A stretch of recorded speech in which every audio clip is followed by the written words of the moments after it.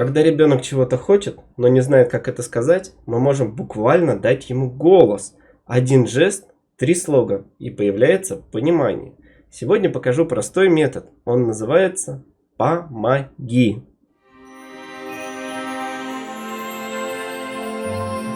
Он нужен детям, которые пока не умеют говорить или теряются, когда нужно попросить о помощи.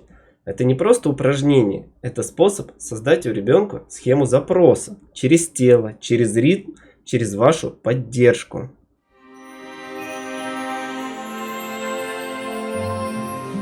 Делается очень просто. Берем ладошку ребенка и трижды мягко стучим ею по своей ладони. Раз, два, три. Помоги.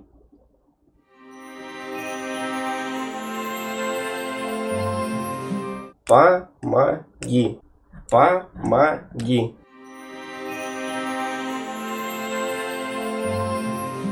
Почему это работает? Это ритм, это движение, это слово, которое становится ощутимым. Когда вы повторяете это снова и снова, тело ребенка запоминает. Удар равно жест, равно просьба, равно контакт.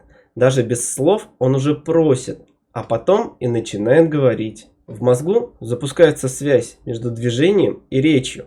Простая трехударная структура активирует речевое планирование. Жест как первый язык, а вы как переводчик его чувств в понятные действия.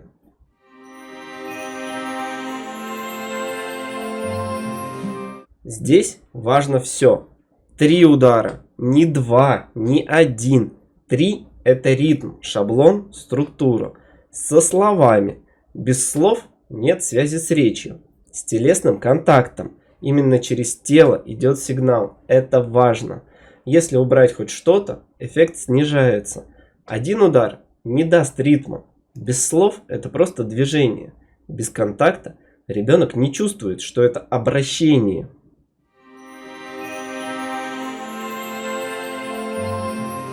Применяйте этот метод, когда ребенок расстроен и не может выразиться, когда вы чувствуете, что он застрял, или просто каждый день, как маленький ритуал, который становится большим шагом в коммуникации.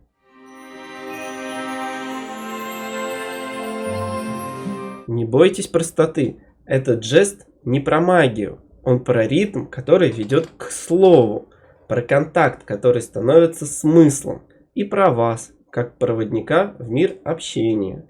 Каждый раз, когда вы берете его руку, вы помогаете ему сказать то, что раньше он не мог. А это и есть настоящая помощь.